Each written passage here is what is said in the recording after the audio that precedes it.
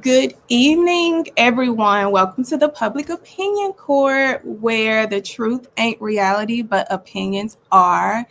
And we are on day 11 of the Freaky Rico trial. That's what I call it, the Freaky Rico trial with y'all favorite Diddy, the baby oil bandit. And today, let me just say, it was no different. You thought yesterday that Capricorn Clark put belt to ass on Diddy. Well, the three witnesses today, they put even more belt to ass. Even more. So with that being said, make sure when you come in, you are liking and subscribing to the channel. Because listen, we got to keep the engagement up. So I like to give that disclaimer ahead of time before I start. Now, a lot of you who have tuned in for the past week or so know that Public Opinion Court has collaborated with Real Life Street Stars to bring you up to date, day to day trial coverage at the end of the day after they have completed testimony. So let me tell you, today, like I said yesterday, if I had a wig, my lace would be sliding, like back here. So before we get started, if you are new to the stream, my name is Attorney Anderson. I am a former prosecutor. I prosecuted over 50 cases. Then I became a municipal court judge where I handled, I believe, one of the most important steps of determining if anyone is going to be charged with a crime. So I would review the arrest warrants. I would also review probable cause affidavits. Some were murder, some, as small as a disorderly conduct to as egregious as a murder. And I'll tell y'all on one occasion, I think I was brand new. I think I was, 2 or 3 weeks in, and I had to do a interview with a teenager. He was 15 years old. He had just unalived his grandfather. And when I tell you that little boy had no life in his eyes to realize the magnitude of what was ahead of him, and his grandfather was a pillar in the community, well known. He was well taken care of, had not a care in the world. And that was one of my very first encounters with a young defendant, where I had to make the determination if they had probable cause to arrest him. And because he was underage, they have to call you in so that you can make the determination if the individual is competent or not. So during I started my business consulting firm called BYOB, Build Your Own Business, where we help entrepreneurs properly form and protect their business. So I made a great transition from doing litigation to doing consulting. So let's get started with hot topics. Now, the hot topics were topping today. And if you all have been glued to your social media platforms, you got notifications that Donald Trump, he had his annual pardon of a lot of famous people.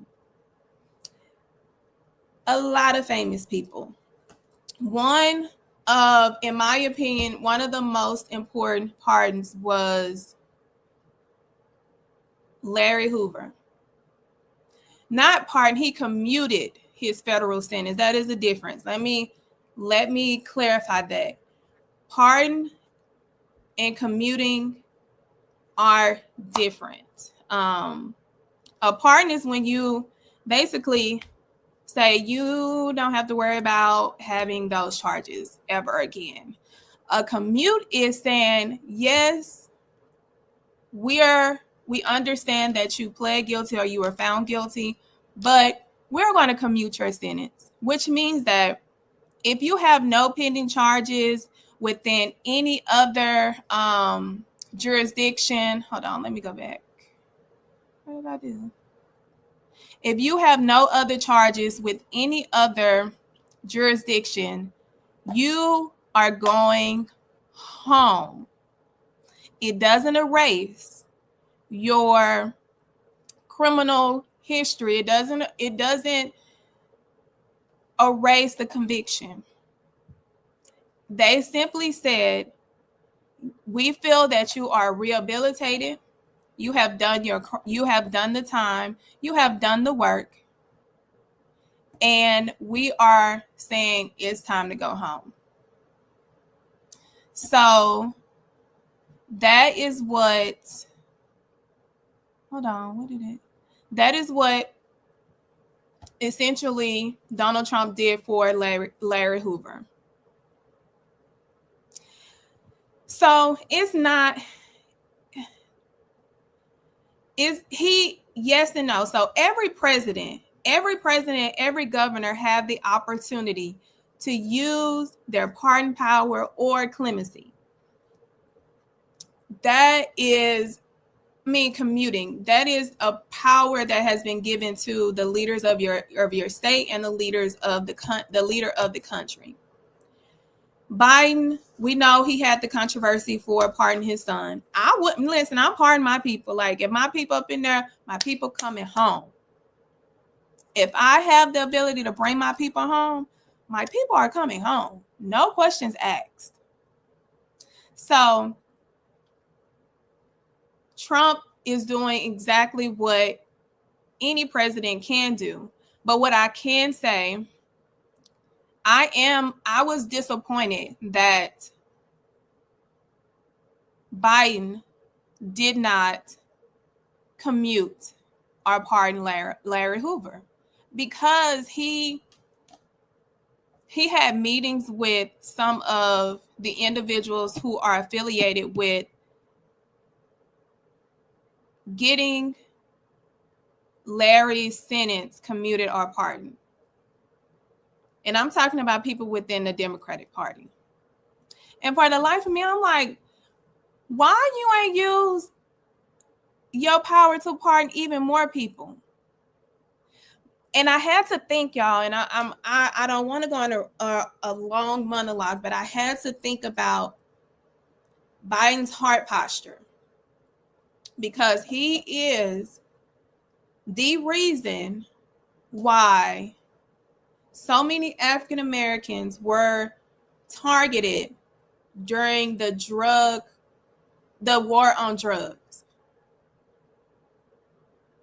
He was the reason.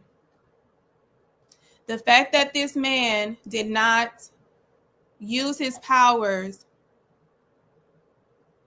to the degree that he had the ability to, that is what I don't like.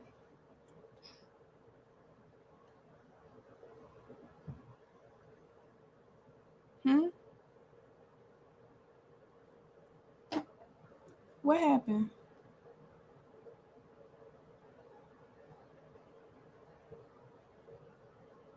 Oh, what's going on in the comments?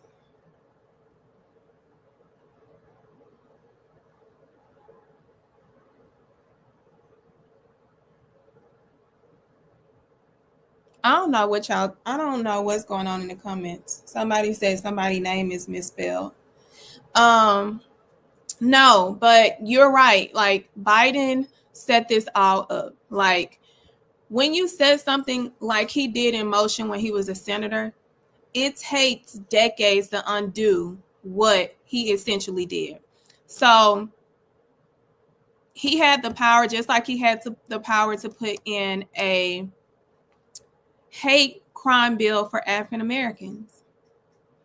How are we the ones that were placed into slavery, lynched, killed, built this country on our backs, had to fight for everything that we have ever had in this country? We are the most targeted, but we can't get a hate crime bill to make people responsible for the crimes, the hate crimes that they commit against us. Y'all, that don't make sense to me. That he had the ability to, but he was giving hate crime bills to every other race, but the ones that put him in the White House. Mm-hmm. Mm-hmm. So that is one. The next one is one of your favorite rappers, NBA Youngboy. NBA Youngboy got his sentence pardoned, which is different from being the sentence being he receiving clemency. Now there are requirements in order for you to qualify for a pardon. One, you do have to petition. You do have to show that you are rehabilitated, that you are on a path of, never getting into the criminal justice system again, and you have to wait 5 years from the date of your sentence, or the date of your sentence, or the day that you started your sentence. I'm happy for Youngboy, because Youngboy, he did something in Louisiana that has never been done. He got some evidence thrown out on some crooked police officers that are in Baton Rouge, Louisiana, who said he violated his probation when he was doing a music video that claimed to have a gun. But it's a music video. You don't have the physical weapon. You cannot make that determination if it was real or not. But you use that video to try to violate him. And you ain't think his attorney was going to put belt to ass on how that's not admissible, because you haven't confirmed the actual weapon as being an actual weapon. That means that is a violation. Yeah. So I'm happy for him. I just hope that he stays on the right path and, he get back to himself. I think Youngboy has not, since 2020, since the pandemic, Youngboy has not been really pushing anything. So now that he has this, congratulations. Trump has done something that every president has the ability to. Some exercise it, some don't. And yeah, that's on that.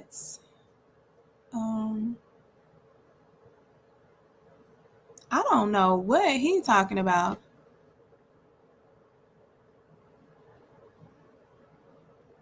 Yeah, he do need to get in the studio. I will say that. I will say NBA Youngboy needs to get in the studio and run it back up, because he was the most, and probably still is, he was the most viewed artist on YouTube. I think if you put his name in, he still has that amount of leverage. But when his music come back out, he not gonna need payola. He not gonna need to promote. He can do exactly what Drake did and put it out on a cloud and make all of his money without having to pay Peter. So yeah, that's the hot topics of the day. I was going to get into Stephon Diggs, but we don't have time to get into Stephon Diggs. But I'm going to get into him tomorrow. I'm going to put belt to ass on Stephon Diggs for what he out in these streets doing to his reputation, to his career. Cut it out. Yes, he is planning a tour. Hello, Tamika. We are just about to get started. So, you guys know that we are on day 11 of the Freaky Rico trial. Day 11. And y'all remember I told you, if you have been here, if you grew here and you flew here, or you grabbed your phone and got here, I told y'all that the way the government has to prove their case and is going to prove their case, they're going to slow cook it, because there's so much that they have to make sure that they don't miss with meeting the burden that is required, which is beyond a reasonable doubt, which is the highest burden in the land, that they have to meet each and every element that they have charged Diddy with. That burden stays solely on them. The defense does not have a burden. The defense don't have to put on no evidence. The defense can just show up and say, prove it. And prove it beyond a reasonable doubt. That's how it works. So with that, the state had to be strategic. They had to be very strategic. And if you're following me on Instagram, or if you are subscribed to my YouTube channel, to make you all understand what they are doing, I put up a refresher video of the U.S. attorney and how he read that indictment. I went back to look at that indictment. I went back to look at that video to understand what they were going to do, because I was like, why do people think that they're not doing what they're supposed to do? So I went back and watched that video, and that video has laid out everything that is happening right now. They made it plain. Some people just didn't pay attention. So with that being said, this particular picture that I put up of Cassie was the topic of some of the testimony today. It was a topic because what the government is doing is placing witnesses on certain days so that they can corroborate her testimony. So if Cassie is the main witness, that means that she is the foundation. If she is the foundation, that means that their foundation that they lay has to be so solid that when they start building a house, all they got to do is like brick by brick, put the doors in, put the plaster in, put the electricity in, put the furniture in, paint the walls, put the essential accents to it, the faucets. That's all they would have to do. So think of it as building a house, and Cassie is the foundation. Everybody else is a key, essential step to building that house. And when they get done building that house, what they're going to do is they're going to give the title and the paperwork to the to the jury. And they're going to tell the jury, here is everything that we have proven.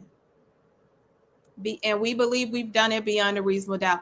Now we need you to go to the back, take these papers, review what you need to review, and return a verdict of guilty. That's exactly what they are doing as we speak. When I tell you they put belt to ass on the defense again today, and the defense is not showing up. I do not understand what the defense is doing. The defense, I feel like, is just collecting a check at this point.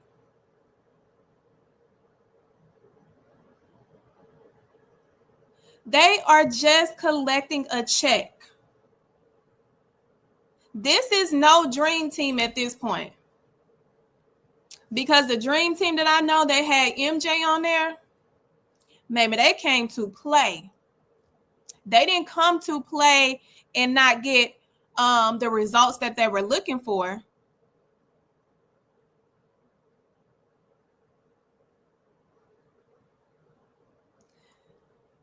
Irish Twin, tell me where do you think the defense is putting up a fight? And I'll tell you where they're not. So let's start with the testimony today, because I like that you have a difference of opinion, which is a healthy thing for people to have. It's a healthy thing to have a difference of opinion so that two individuals have the ability to state why they feel a certain way and agree to disagree. So I appreciate that you have a different opinion about what is actually going on, or what you feel and what you believe that you saw.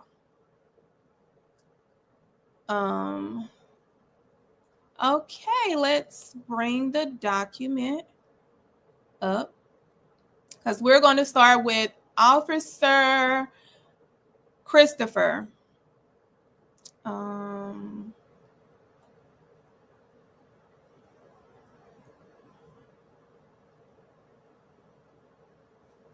So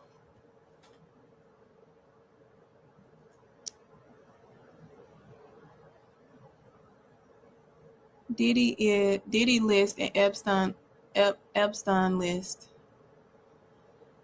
Hold on, I'm trying to read this comment. You must not be going off of what you see online. You must be going off of what you see.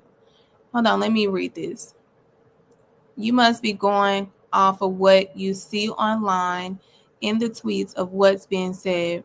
If you're reading the full transcript day by day, but defense is definitely showing reasonable doubt.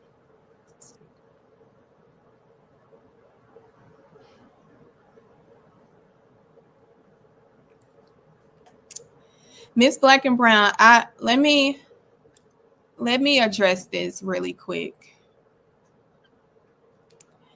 The one thing that I make sure that I do is fact check everything, because the reason I created the public opinion court and why the slogan is what it is, because the truth ain't reality, but opinions are. Because people really think that their opinions are the truth. People really think that their opinions are the reality for other people, and that's simply not the case. I have broken down some of the biggest cases from the standpoint of whether it was the defense or the standpoint of whether it's the government. One being A$AP Rocky. Now, people would think that I automatically have a bias because I am a former prosecutor or a former judge. But I look at everything before I break it down, because the way that I break it down is to make sure people understand the law behind it. I don't play games, because nothing about someone being in trial is funny to me. So I do my research. I fact check. I know the law. I know how to read it. And I know how to explain it.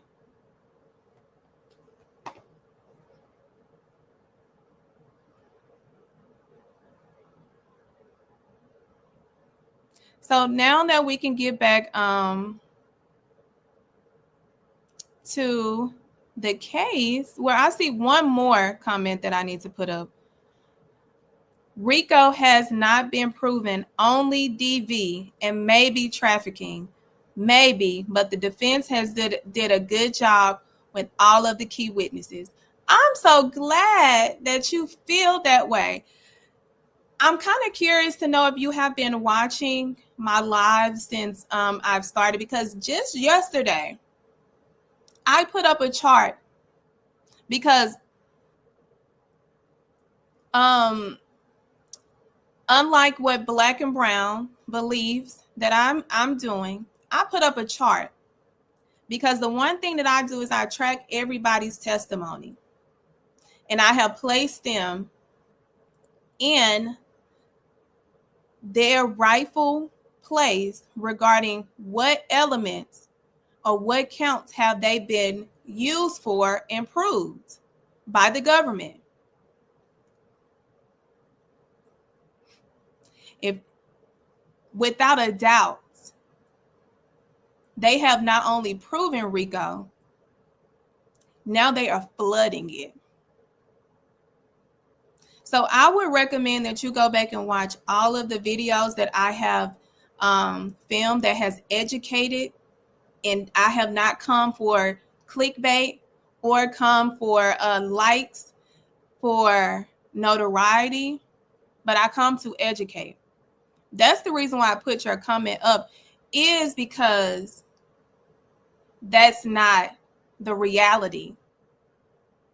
The reality is every witness so far has added to not only the RICO, but to sex trafficking and to transportation. If you don't understand how complex RICO is and how to break it down, you're going to believe that it's not happening. But I encourage you to go back and do your research.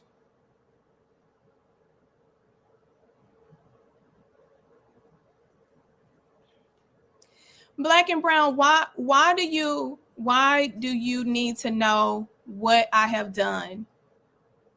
Because you haven't even sat and listened to anything that I have presented as of yet. You are making assumptions.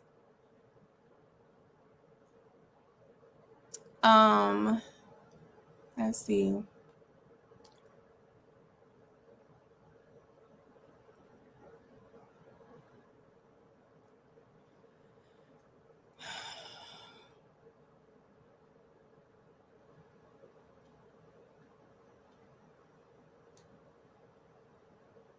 Many Diddy supporters don't understand RICO, and that is a fact. That is 100% a fact. So let's get into it. Let me go back, add this to the stage. So today, Officer Christopher testified. He was the officer that initially responded to Kid Cudi's home after Diddy left from breaking into Kid Cudi's home.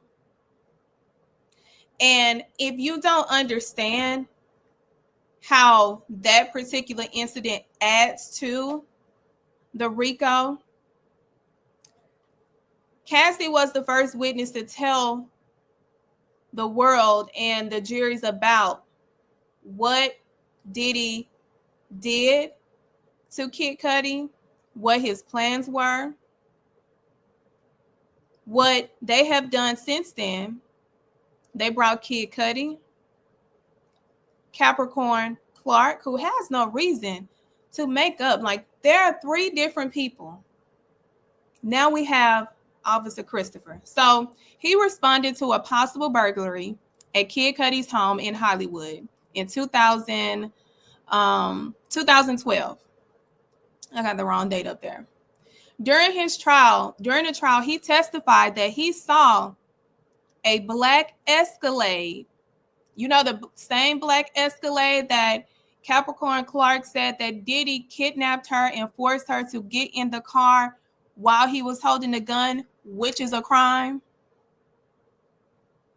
Yeah, that's a crime. And she was an employee.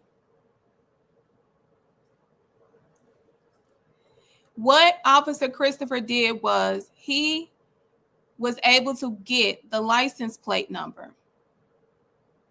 And you know what the vehicle was registered to? Bad Boy Production. Now, why would a Bad Boy Production registered Escalade be at Kid Cudi's home in the wee hours of the morning if he wasn't there to extend his threat? Now, if you want to know what threat, the threat is, he told Cassie that he was going to blow up Kid Cudi's car in front of his friends. He told Capricorn Clark that he was going to blow up Kid Cudi's car. Capricorn Clark testified that when he kidnapped her and put her in the Escalade against her will, she testified they drove her, the driver Ruben, and Diddy drove to Kid Cudi's home, and they broke into his home with a gun. That is armed burglary. That is an elevated offense. They moved his cameras and removed. That would fall under the burglary. But if not, it will also be theft or criminal mischief, which are crimes that they're doing and utilizing a company vehicle with the company employee.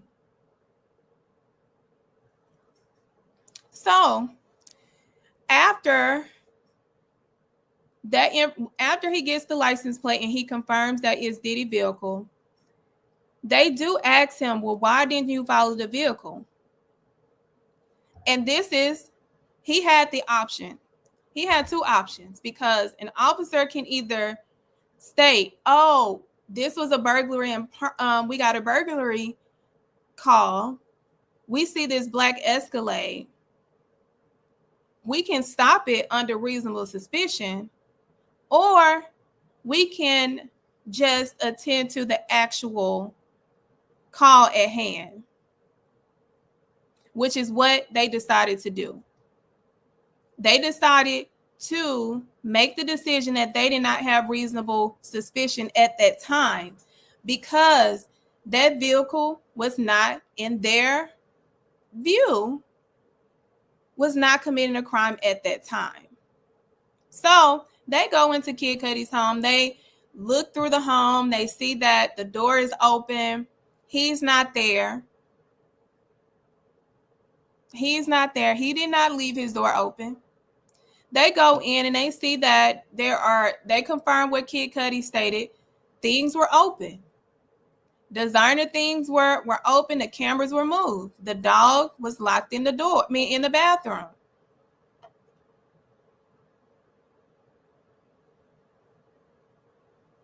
So Kid Cudi returns home. They asked him, what was his demeanor? Even the defense asked him. He stated that Kid Cudi was tensed. He was out of place, but he never mentioned knowing or having the information regarding who was in his home. He did not give up the dope. He didn't give up the dope. So guess what? They only did a criminal trespass, because a criminal trespass is an offense when someone trespasses on your property. So that is how they got the offense report, and that's how they were able to use Officer Christopher for this particular incident, to confirm that he called the police. The police came, a report was done. They checked the license plate and found out it was Bad Boy Production. So tell me, since a lot of you all do not believe that they are making the case for RICO, how did Diddy's vehicle end up at Kid Cudi's home?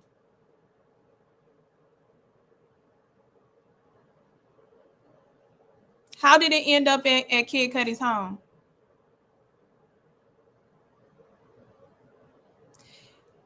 When you have a legitimate business, as such as Diddy, when you start committing crimes, you start conspiring with people to commit crimes, as he has done in here. He used his company vehicle. First of all, he kidnapped his employee, forced her to go with him when she told him that she did not want to. He forced her to go. That's an offense number one. 2, he drives to Kid Cudi's home, breaks into his home, tell Kid Cudi he's in his home. That is a burglary. That is a crime that is being committed in a company vehicle.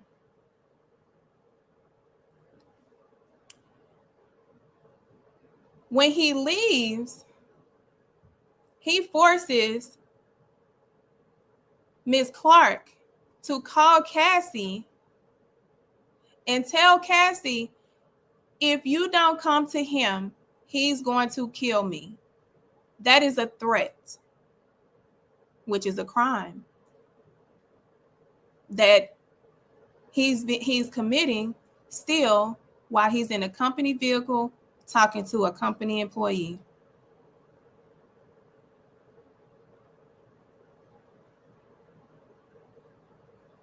But y'all don't think that it don't qualify. It don't qualify. Y'all are right. It don't qualify.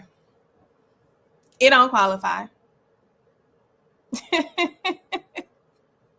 It don't qualify. They can't add that.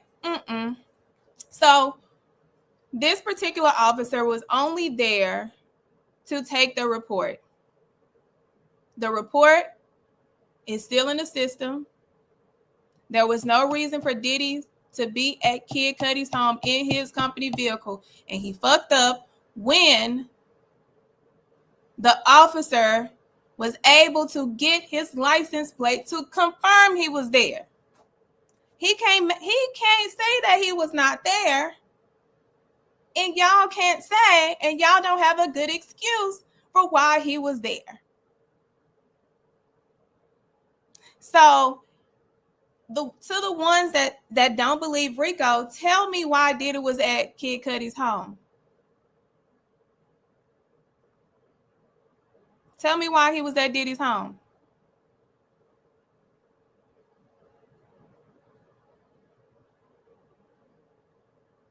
Tamika, no, not Tamika.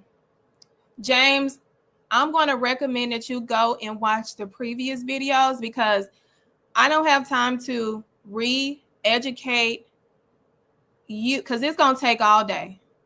It's going to take all day because you don't believe it. And guess what? I'm not here to convince you. I'm here to educate. I'm not here to convince. I'm not the defense. I'm not the government.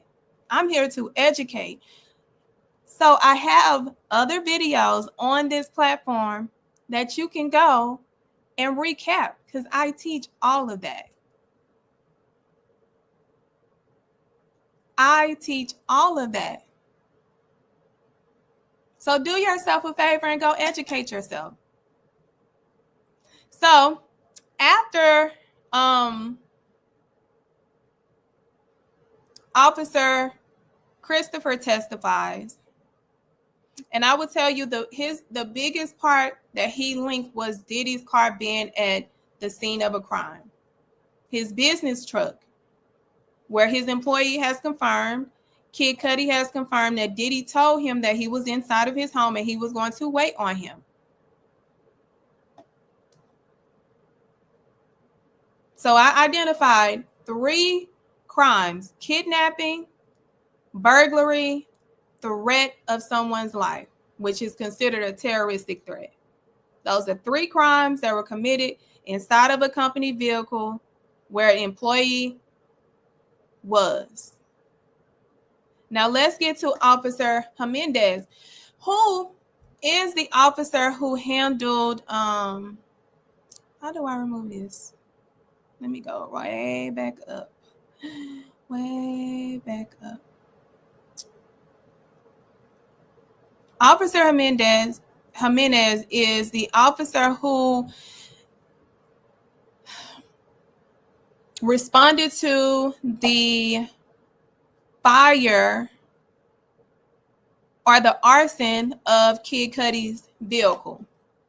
So what he testified to is that he responded on January 9th, 2012, where he came into contact with a car, a Porsche, that has suffered fire damage.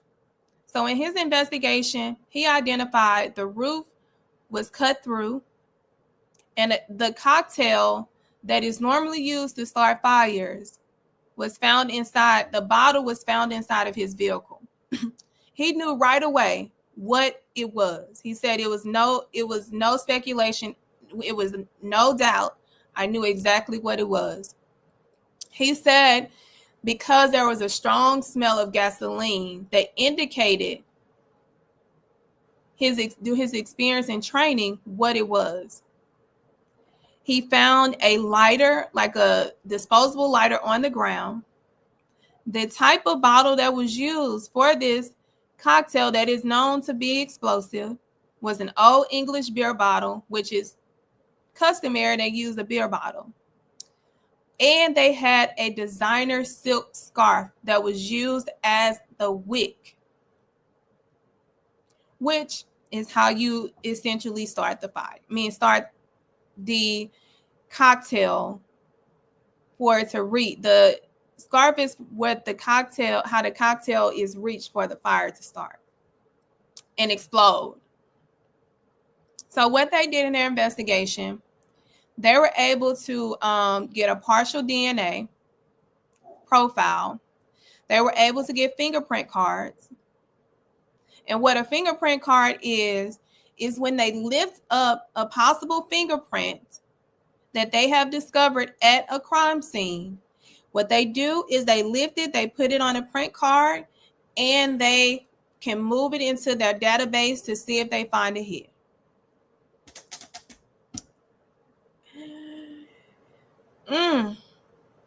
But listen, when he talked about the type of cocktail, he said he believed, based off his training experience and his knowledge with these type of explosives, it was poorly made.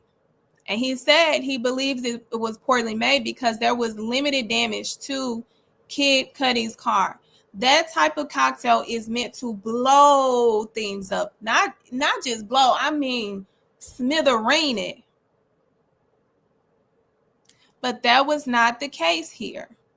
So he felt like it was poorly made because he stated if it was not, then not only would there have been grave damage other than to the interior, to the seats, to the carpet, to the console, it would have been more, as in it would have traveled maybe to Kid Cudi's home and to other residents' homes. And he said he knew he felt, based off of his opinion, that this was intentional because this was a well-gated community and crime is really low. Things like this does not happen in this neighborhood. That's why he felt that it was an attack. It was an intentional attack.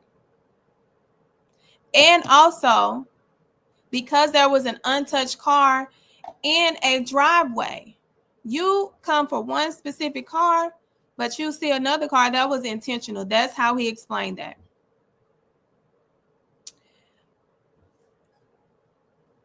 When it got to the actual talking about the print card, let's see.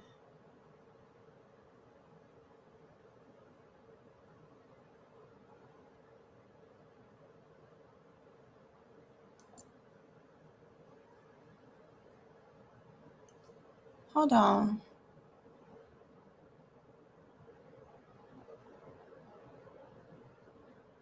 Oh, y'all a little spicy in the comments. Y'all real mad. I ain't seen this kind of energy in the comment section. Y'all real mad. So one of the issues, y'all, that came about is when the officers started talking about their print card. Because the one thing about print cards, y'all, and this is just from my experience, them print cards are not destroyed, especially when an open investigation. There was an assumption that could be very much valid, but it's no proof. Somebody at LAPD went in and destroyed that print card in 2012, not soon after the crime was committed. Oh, and I forgot to mention, Diddy actually committed 4 crimes because he threatened to, what did he told Clark that he was going to kill Kid Cudi if he decided to file a police report. He better not file a police report or he was going to get killed. That's another one.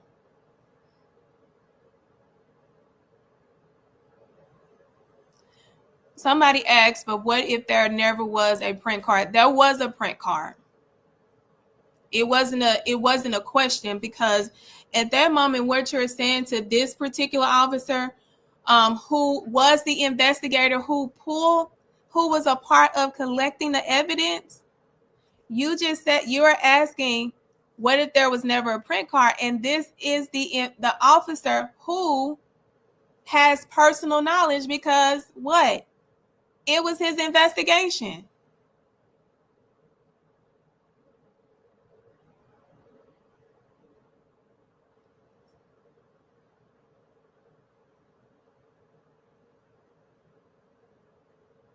I'm confused. I'm confused. So back to one of the issues when they made that, when the government asked him about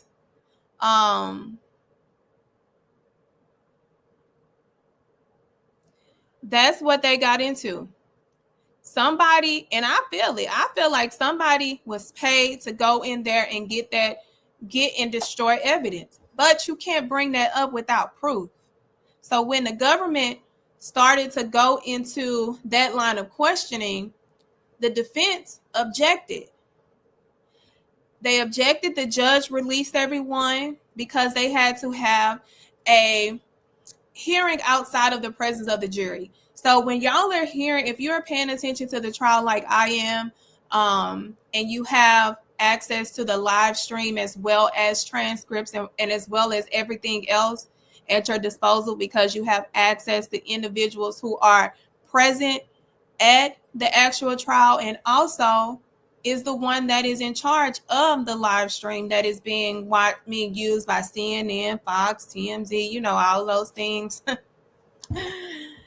So when you are hearing that information, when the judge excuses the jury, that means that they're having a hearing outside of the presence of the jury, because what is being said, if it invades the province of the jury, it can taint the jury. It can taint the jury. So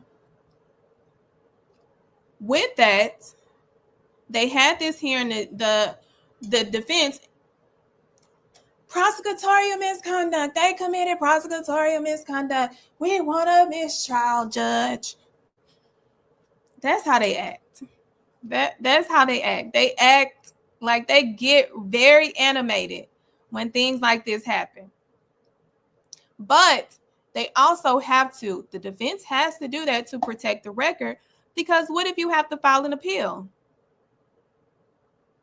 So they have to make this type of objection. But here's the issue. What the government stated was they knew that the defense intended to ask about this particular event, whether it's directly or indirectly. So they were using their opportunity to ask on direct instead of depending on the defense, to where at that point, then they have the opportunity to redirect. So the judge asked these questions. The judge questioned the relevancy of the fingerprint card line of questioning. He wanted to know, like, government, why? So the government responded, because I wouldn't know this information if I did not have access to all of the things to get this access, because this particular information was not put out on the blogs, FYI. So the government justified their inquiry by citing the defense repeated attacks on the investigation. They knew where they were going to go. So the judge sustained the objection, which, when a judge says overrule, that means that the person who objected needs to sit down, and the person who's been objected to can continue on with their question, because the judge did not find a violation of any sort. When a judge sustains an objection, that means that you cannot ask that question and the person on the witness stand cannot respond. And if they had, guess what? The judge has to go in and make a record to clear that particular line of questioning. And what they would normally say, let the record reflect that the question that the government asked is being stricken from the record, and I am telling the jury to disregard. I wouldn't know that if I did, have the experience and the knowledge, to know what that means. The defense, when they were out on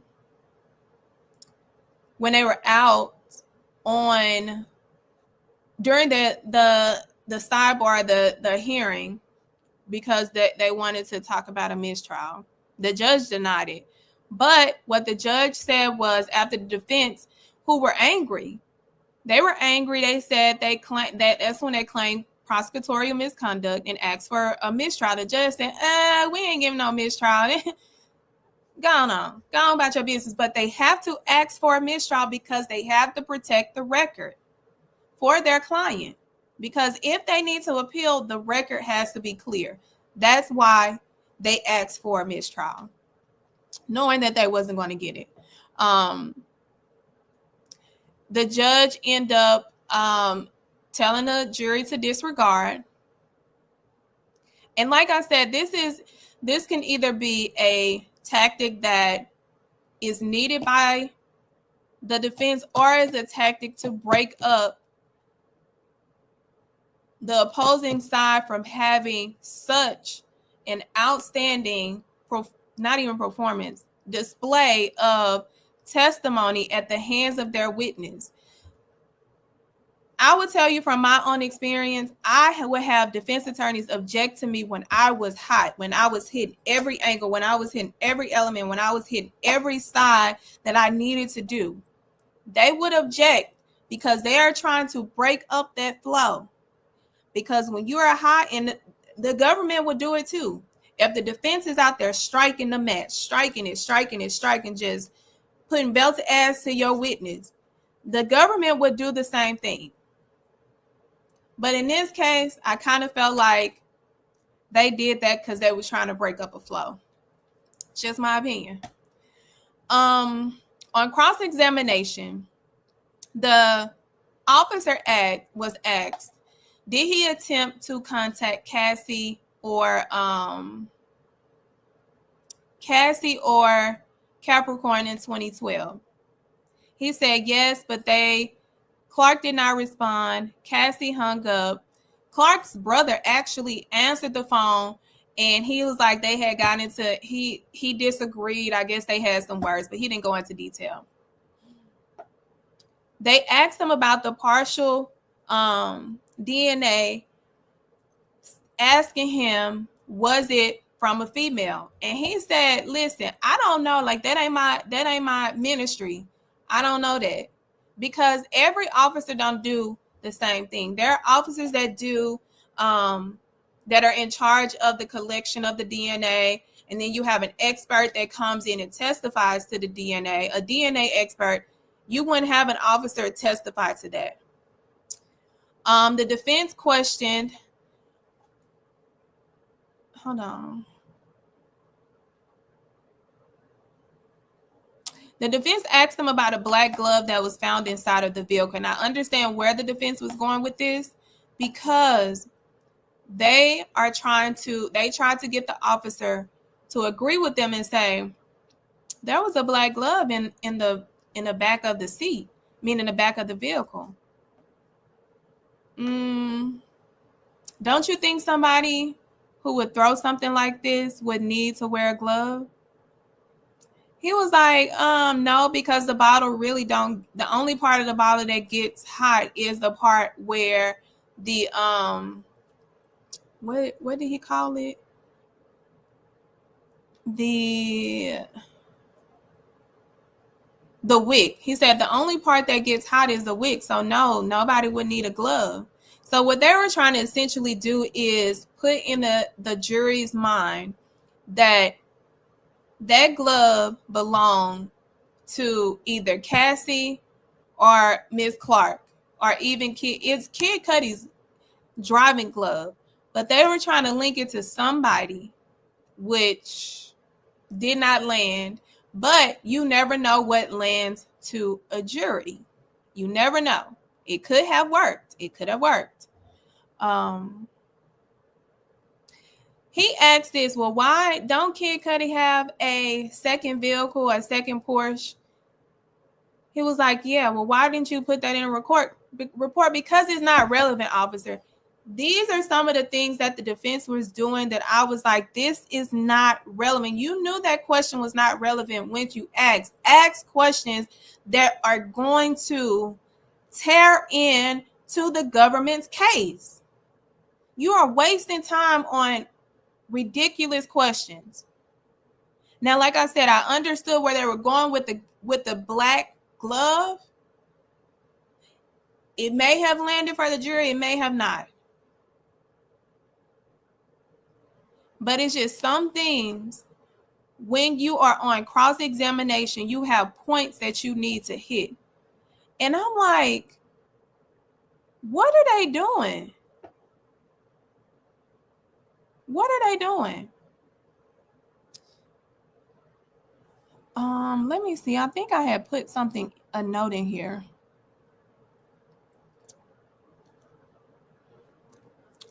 Oh, yeah.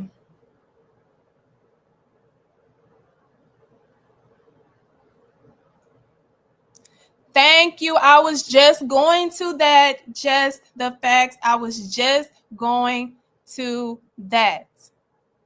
Let me go back to it.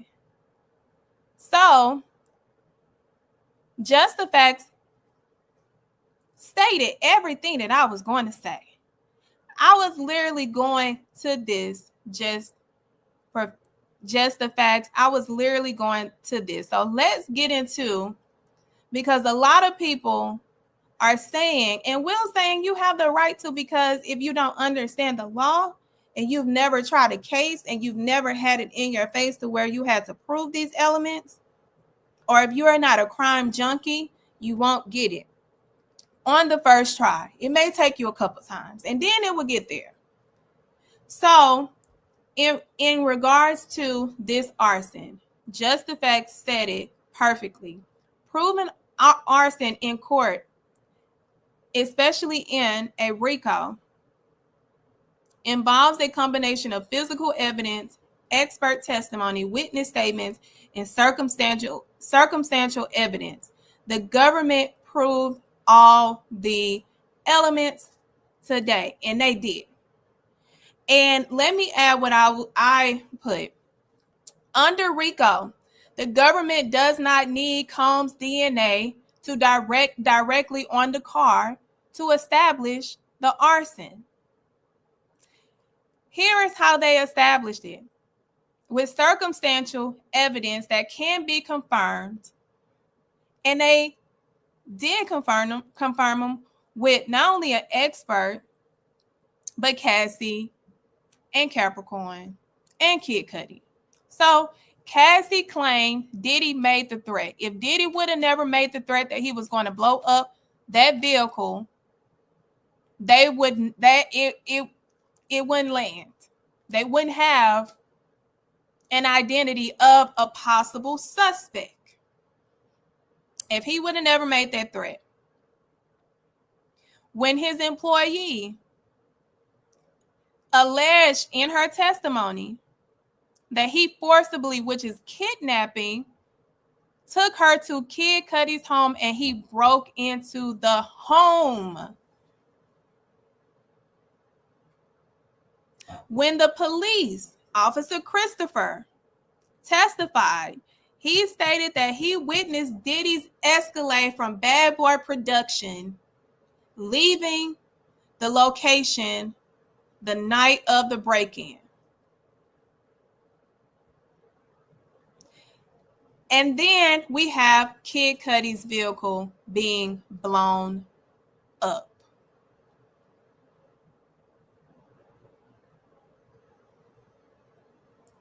That officer and that investigator confirmed, and that arson was proven today. So whether y'all like it or not, it was proven. And you know how it's going to be determined it's proven? When the government submits their case to the judge and the defense asks for a directive verdict, because they're going to say they did not put on sufficient evidence to meet these elements for this particular count that they have. And when the judge says denied, you know what that means? That the government has met the standard of proving the elements or providing evidence and testimony for the elements that they are required and the burden that they have to meet. Now it's left in the jury's hands.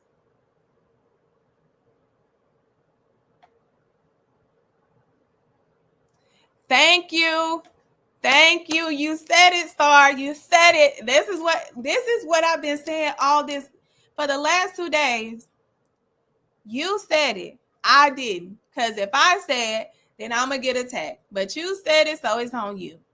Maybe Diddy's lawyers know to waste time because they can't win this case. I'm going to tell you, I ain't going to hold them.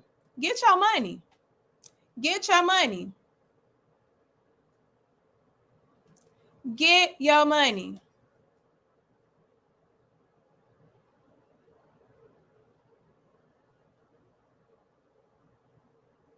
Look at Irish Twin. Whoever it is, they so mad. They mad when the facts are the facts. Like, you can't get mad at the facts. Guess what they teach us in law school? The facts are your friends. The facts are your friends. You know what facts means? Evidence. Eyewitness testimony. Physical evidence. Admissions. Statements. Leaving things at a crime scene. Being at a crime scene. That's how you get it.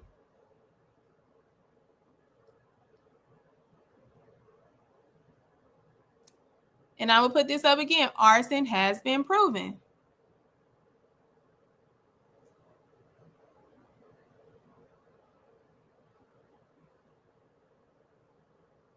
Mia is coming up next. Mia's testimony is tomorrow. We're getting into Dante's testimony.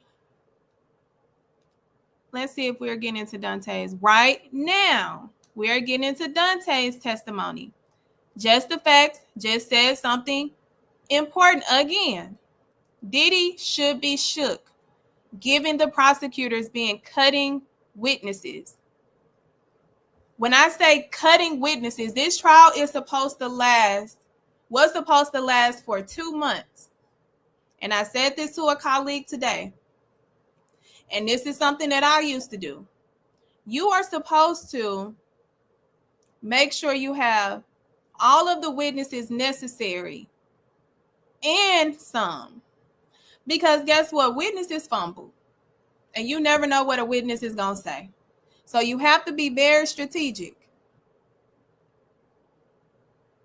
But when that case starts, and you start lining it up, and you start looking, you like, oh, I don't need this. Oh, shit, I don't need this, because you have to also maintain the judicial economy, and you do not want to overflood your jury and have them having to think so much. That right there, when a government starts cutting witnesses on a case of this magnitude, the defense needs to be concerned. They need to be concerned. This is not a win. This is a concern. I don't know what the jury would do with this, but this should be a concern.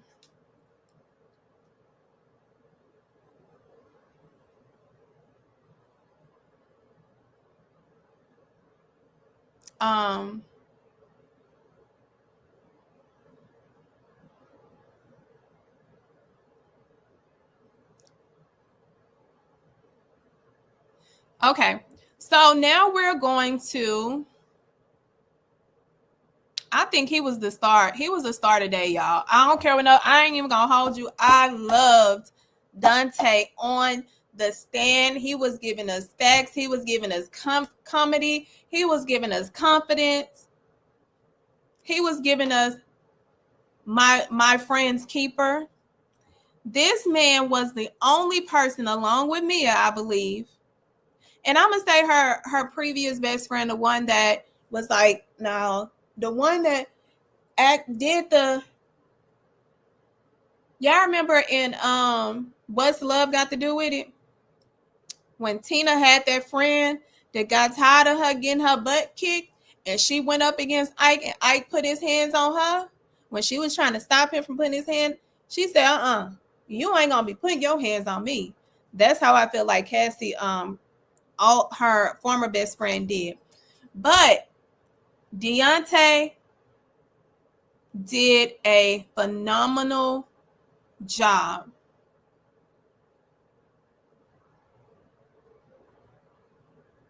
Phenomenal job. Cleared today. He clocked it. If y'all thought Capricorn clocked it, Dante clocked it. Dante came in. He's the former stylist of Cassie from 2008 to 2010. 2008 to 2018. He was also Diddy's stylist, but mainly Cassie. And they became friends. And he saw everything. That man protected Cassie as much as he could. He's the type of friend that you want to have around you. Baby, he got on that stand and said, oh, you ain't want to testify. You didn't want to come here. He said, I sure did not. They asked him to identify a picture of himself. This man said, yeah, that's me. And I look good. I said, oh, I'm going to enjoy this testimony. He about to give us serious and funny. Because at one point, the defense attorney asked about his jacket.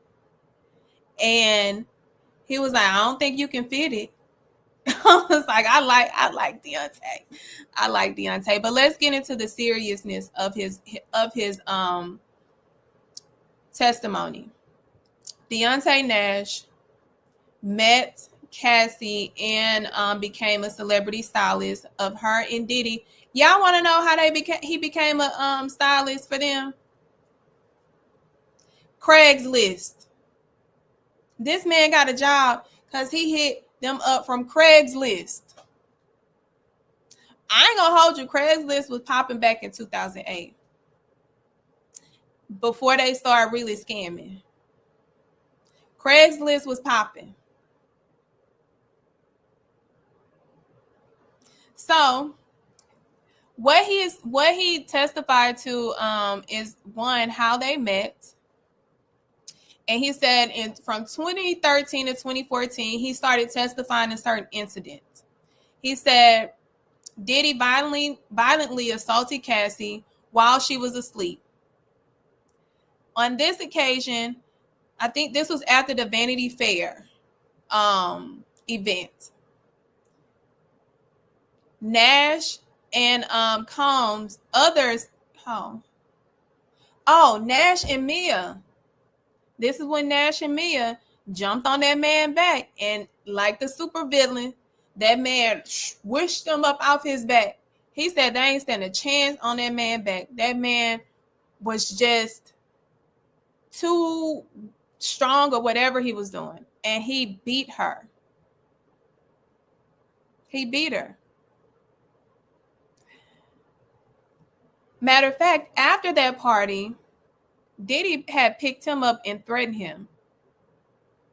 He said he witnessed in 2015 Diddy slap the out of Cassie in her face and say, "Get this bitch out my face."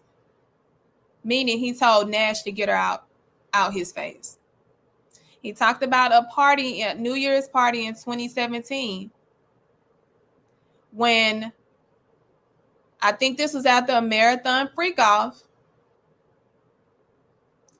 Cassie was asleep for 24 hours and he had to wake her up.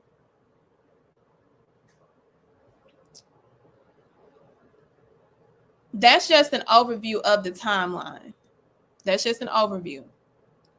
So let's get into the behavior. He said in his testimony, Diddy frequently berated Cassie, calling her derogatory names, slut, bitches, hoes, all of them things. He said Cassie expressed fear and reluctance about freak-offs. He said that she did not want to do freak-offs. She didn't like doing freak-offs. Diddy would threaten her career and say he gonna stop her music career. He would threaten her if she did something he did not like. The night that Diddy injured Cassie's eye and Nash and her friend Mia put her into a hotel, after that day, he stayed away from his apartment. He went home the following day, came back. One of his staff had stole his bag, which had $1,000 in it. And they asked him, "Why do you have $1,000 cash on you?" He said, "Because at any moment I may need to go to a hotel to get away from this man."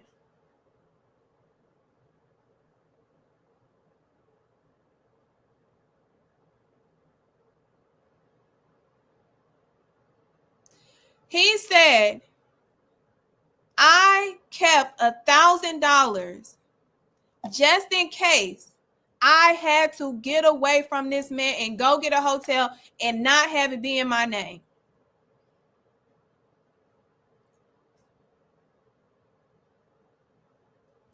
Diddy choked Nash before at a music set, a music video set, choked this man. Diddy also threatened, like he confirmed what Cassie said about the threats of the sex tape being leaked. Well, guess what he heard? He heard Diddy threaten Cassie that he was in his presence when this happened, that he would release her sex tape, not only release it to the internet, but purposely send it to her parents' jobs so that they could get fired.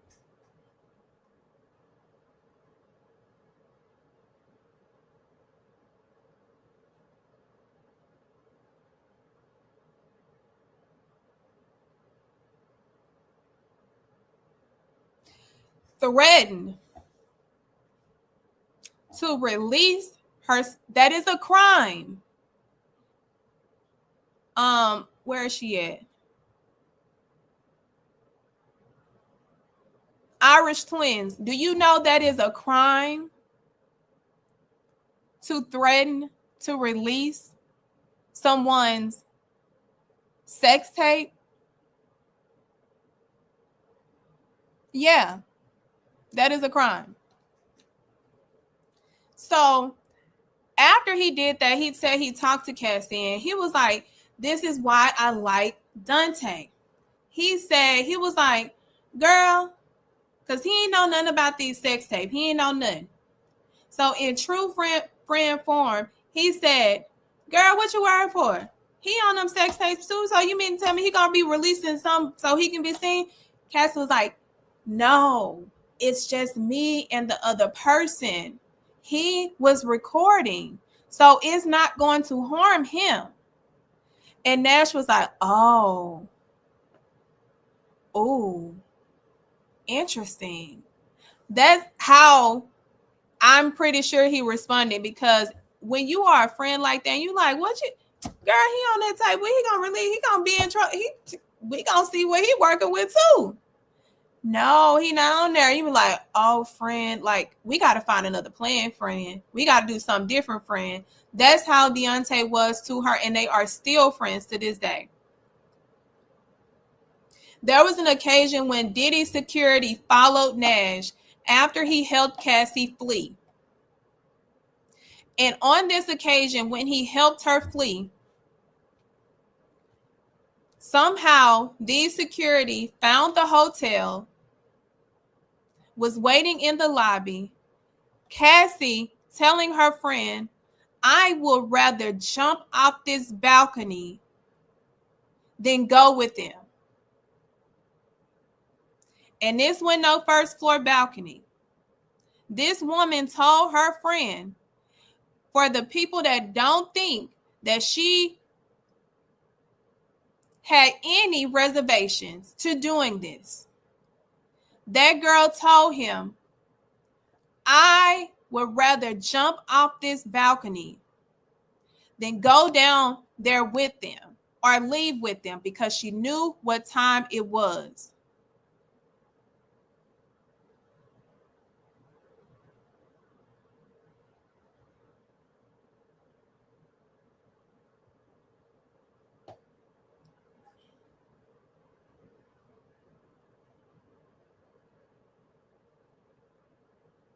Hold on.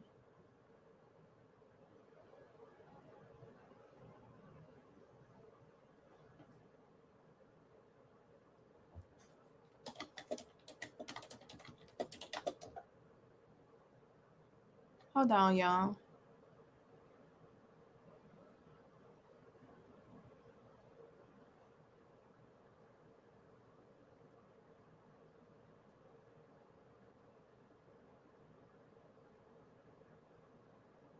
So after she wanted to kill herself, he told her, he testified that when Diddy threatened to release those sex tapes, Cassie was hysterical. Cassie became a shell of herself. Cassie would not leave her house. Diddy would not allow her to go outside. There was an occasion where they went to this gay club. Diddy found out. Diddy called Nash and threatened him.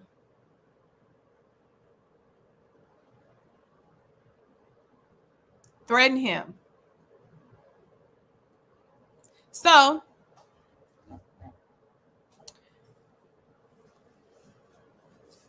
let's talk about some of the things that came from his testimony that corroborates other witnesses.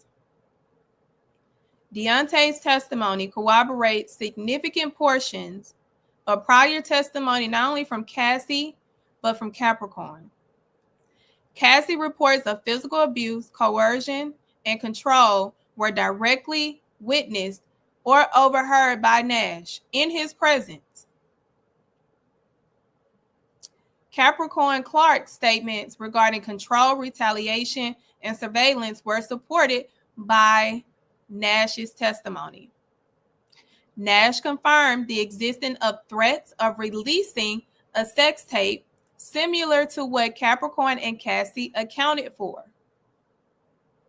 Nash's testimony also places Diddy at multiple abusive events and supports the narrative of intimidation and retaliation, which are layers to sex trafficking, as well as RICO.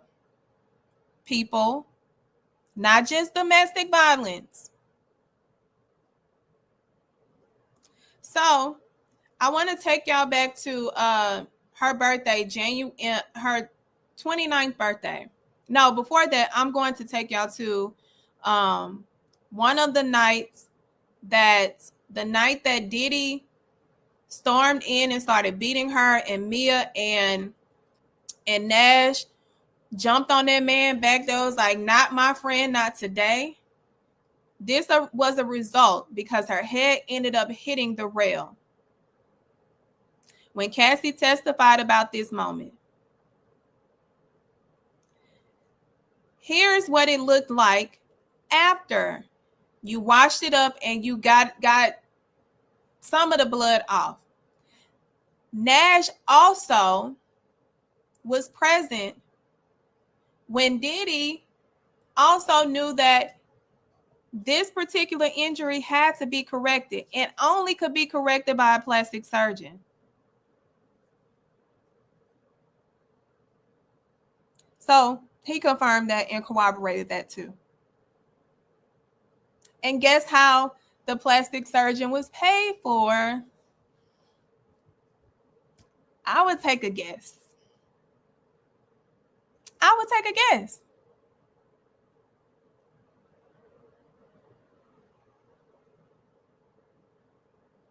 Oh, okay. Y'all don't want to guess. It's okay. Y'all don't want to guess. So she had plastic surgery to fix this injury she sustained from Diddy. Therefore, corroborating Nash's testimony. And guess who else is going to testify to this moment? Mia. Her friend Mia. No, she's lucky that she didn't die. But permanent disfigurement, that you're right. Her eye could have been taken out. She could have died. So,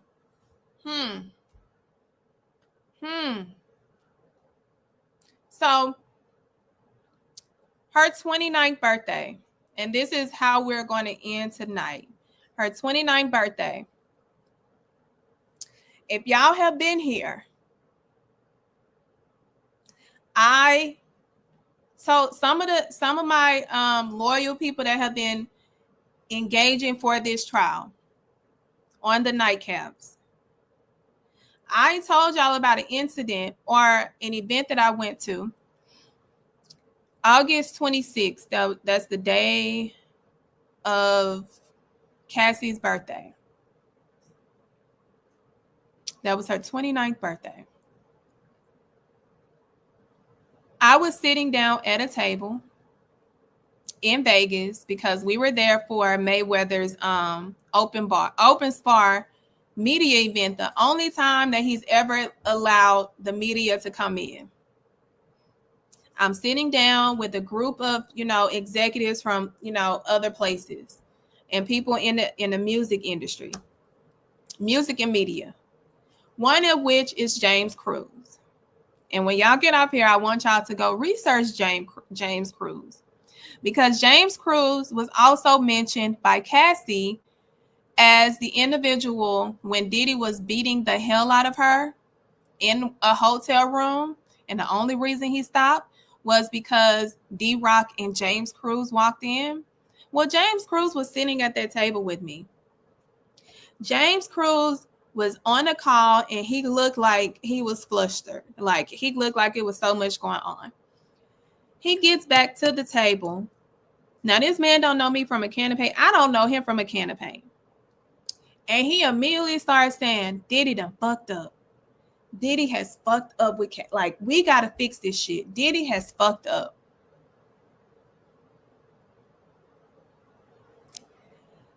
And it didn't dawn on me till weeks later. I mean, it didn't dawn on me till now. And also when the video that was posted of him surprising her, because Nash confirmed that on that birthday, Diddy had, orchestrated surprising her.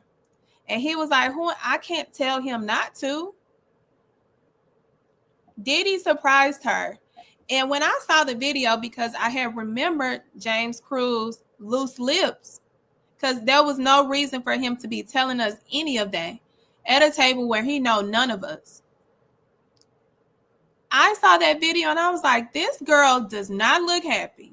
And the only thing that I thought was like, damn, he must have fucked up really bad because she do not look happy. I'm like, did he? I know he made up for it. So let me bring the video and y'all tell me from her demeanor of her 29th birthday if she was excited to see him. Happy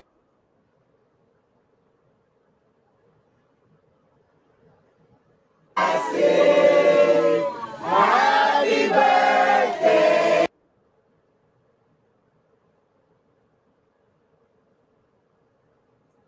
I'm going to play it again. Happy birthday. Do she look happy on her 29th birthday?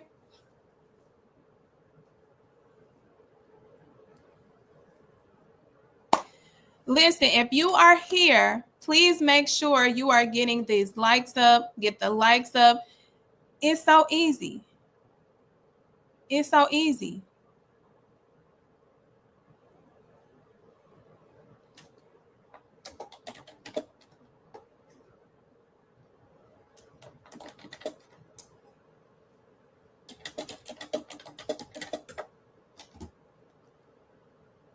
Hold on one second, y'all.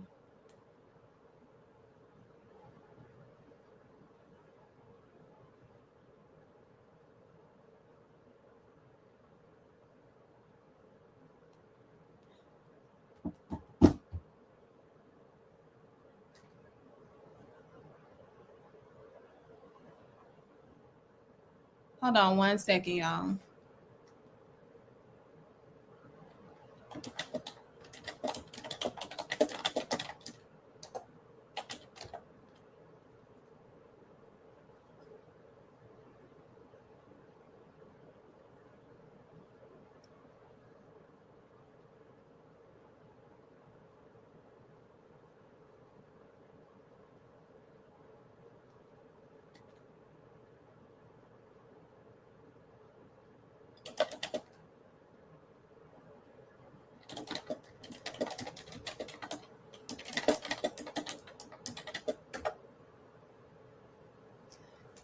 Okay, I'm back.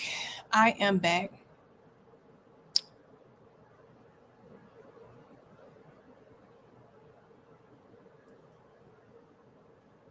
So when I saw this video, y'all, I was sitting there. I was like, now I know.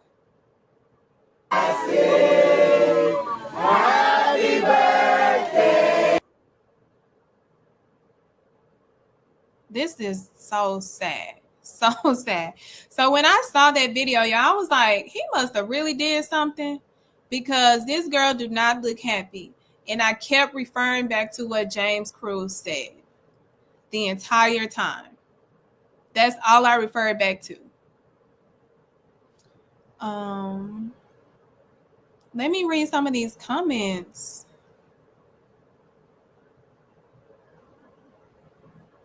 Hold on, let me remove the video from the stage. Yes, she does look fed. She looked fed up. She looked scared. Scared indeed. Mm-hmm.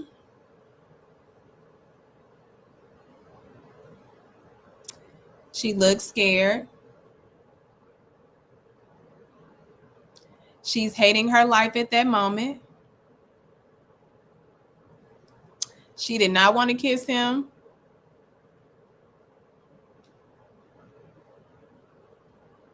Let me look at some of the comments.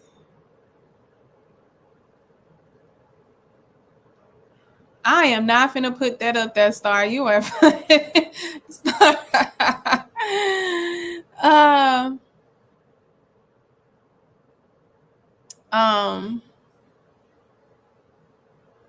Yes, this is the birthday. This is the birthday. This is the birthday.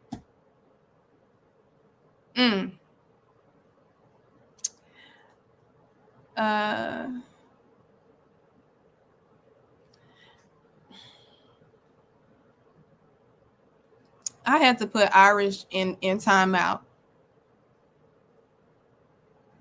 Hold on. I did the wrong thing. I thought I was putting her in time. Listen, I'm going to have to figure that out. Because I thought she was going in timeout. Girl, Irish, I'm sorry. I didn't try to do that. She looked as though her skin was crawling from him touching her. Yes. Yes. But again, this is what Deontay stated was the 29th birthday where he surprised her. He was not supposed to be there. Cassie was with her family, with her friends. He showed up, baby girl. Baby girl. And this is the night where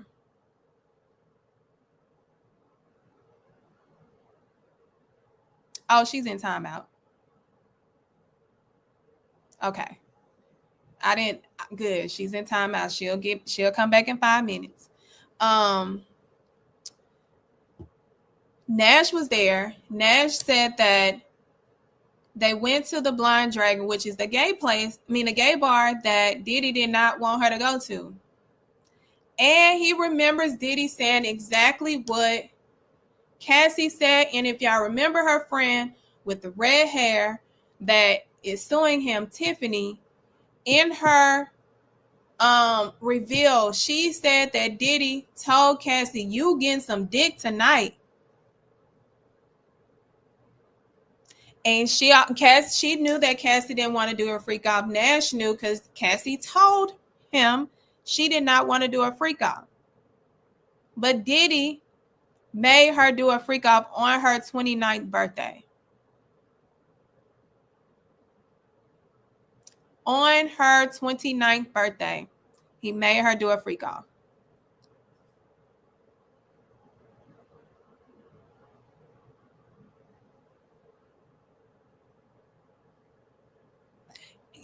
Listen, Ivan, I agree. But sometimes you got to put some people in timeout so they can collect themselves. Collect. That's what we do. We let them collect and come back. Collect and come back. So that was his testimony. I'm going to go over how is that relevant. His testimony is relevant because it established the following patterns. I can't even talk. Let me drink some. It establishes the following elements.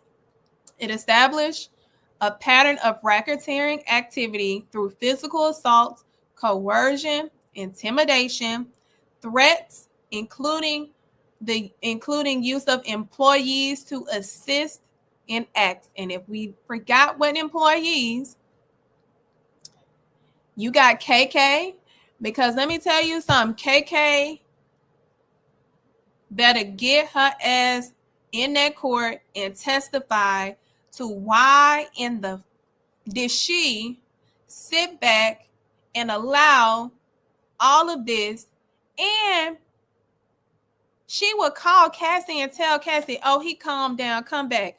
Girl, F you from every end. From every end. If KK don't testify, they coming after her. If she don't testify, she is getting in trouble.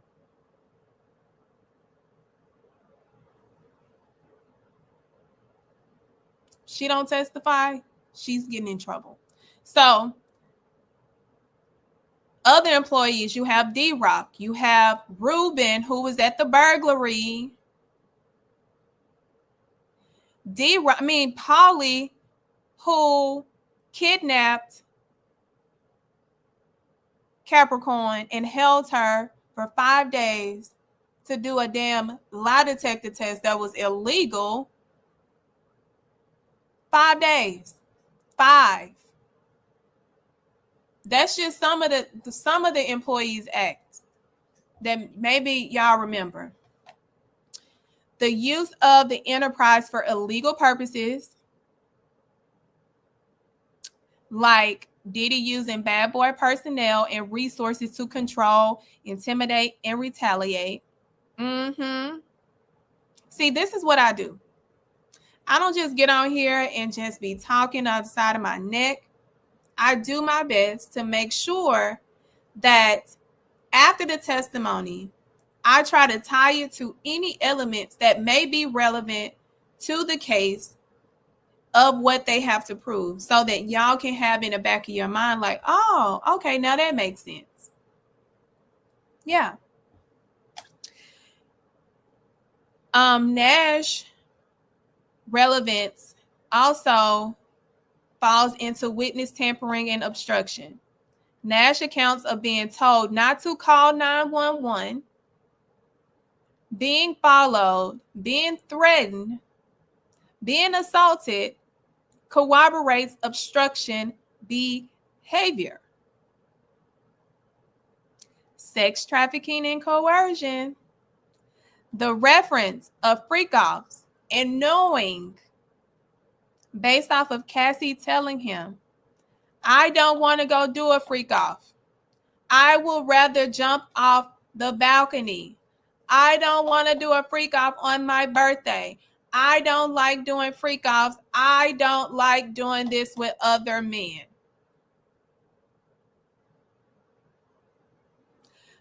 Identifying the use of drugs, because he said she was high as a kite. And didn't I tell y'all the law states a person who is intoxicated through alcohol or a controlled substance cannot legally consent to sexual activities. He just confirmed she was high as a kite, even though she has already testified to it. He confirmed that she was forced to do sexual acts, corroborate to trafficking elements. Let's not forget, Diddy told him and talked to him about things.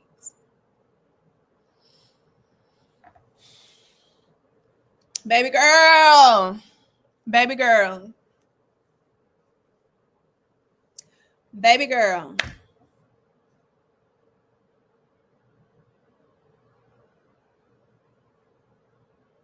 Baby girl. And let's talk about Gina, because baby Gina has been posting on the net. And let me tell you, if they subpoenaed you, they're gonna get you either with cooperation or non-cooperation. They're gonna come get you. They're gonna come get you. They're gonna come get you. Gonna come get you. They're gonna come get you. Mm, mm, mm, mm, mm, mm, mm, mm. They're gonna come get you. But tonight was strictly to break down day 11 of the testimony. Yesterday, I provided a chart.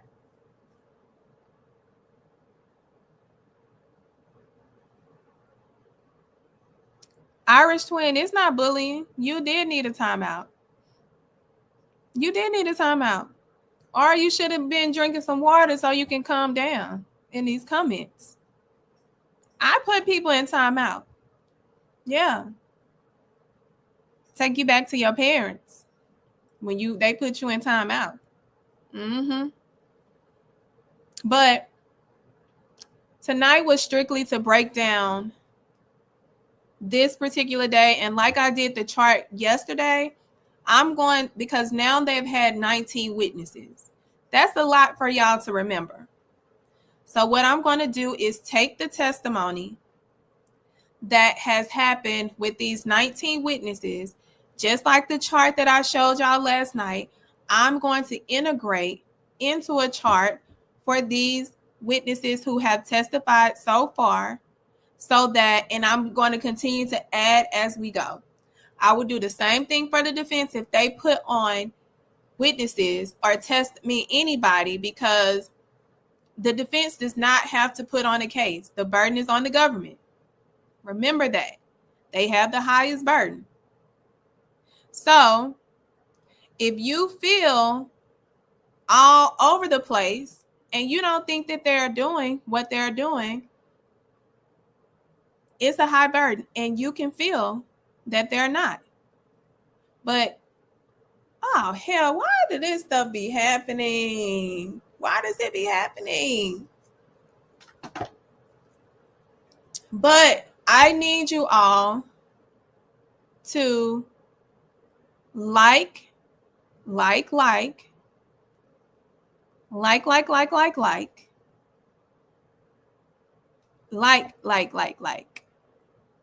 So before we get on out of here, do y'all have any questions? Anything that you want me to answer regarding what has happened today, yesterday, last week, never week, no week? Do y'all have any questions? And also, do any of y'all ever want to come up onto the stage and discuss? Like, I'm open to bringing y'all up to the stage. I just don't want y'all to be scared, because I want y'all to come to the stage.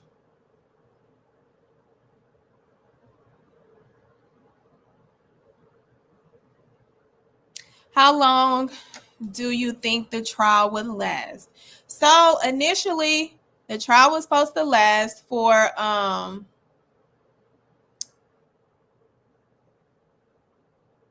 2 months, but the government has been slashing witnesses, which means that they feel like they are meeting the elements that they need to, so they're not going to call certain people. So I got whipped that maybe next week they will be done. I'm not sure how.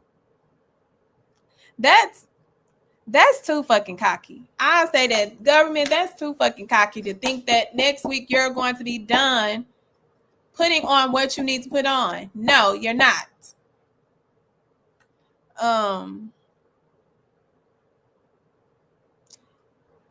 Can you give a quick recap? Sure. Oh, thank you, Princess. There is a playlist.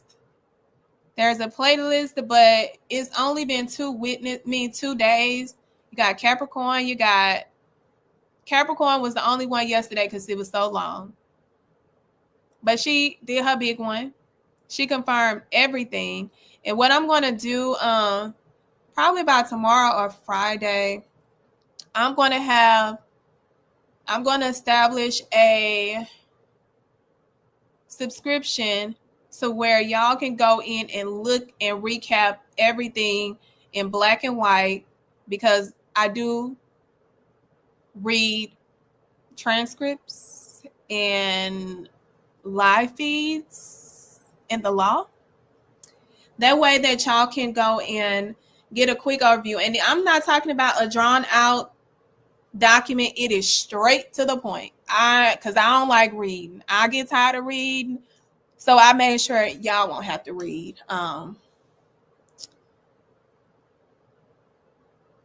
Will it speed the trial?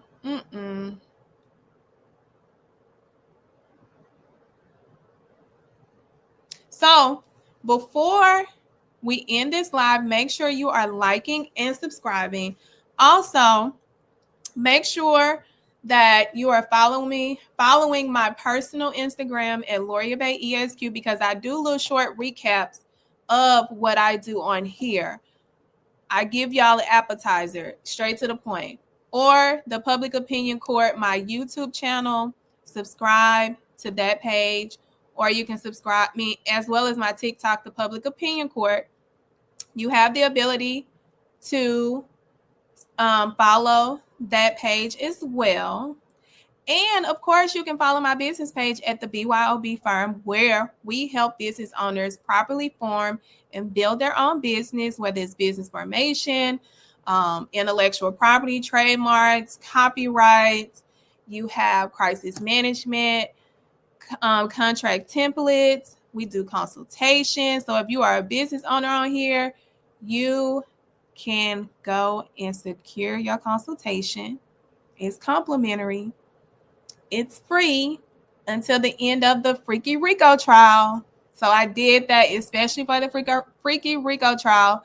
If you are a business owner here, it's time to get your business together, because you don't want to end up in a Rico. You don't want to end up like Diddy. And also, I have published my first book, Shut Up and Prosecute, where you can obtain your copy today on Amazon. This is the first book that I've ever written. I never saw myself writing a book, but I wrote Shut Up and Prosecute based on my experience as a former prosecutor, a former fair prosecutor. When I started to see the political corruption, the games that were played, I didn't play those games. So I put my experience in a book of the discrimination, the racism, how sexism played a role, how I had to overcome every obstacle and every roadblock that was put in my way in order for me to be a seat at the table to equalize the justice system for Black and Brown. So I wrote the book. It leaves nothing to the imagination. Names are being named. People have been called out. People are upset, and I just don't care.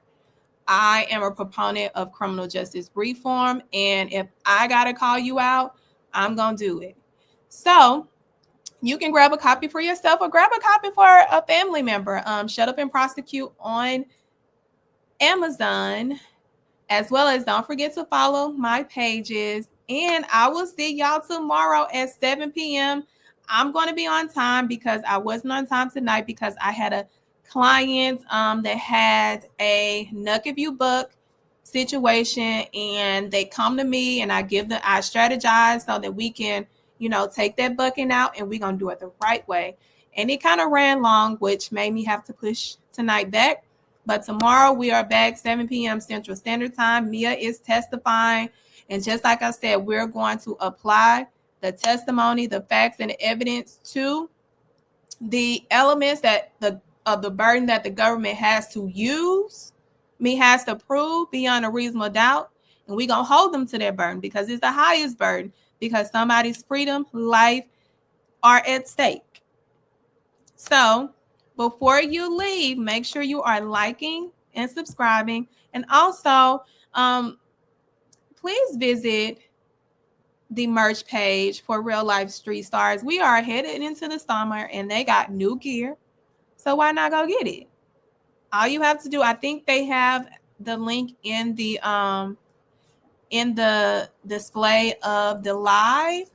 But if not, visit their website, get you some merch, and also go watch those videos back, because I am teaching I'm not gossiping. I am teaching.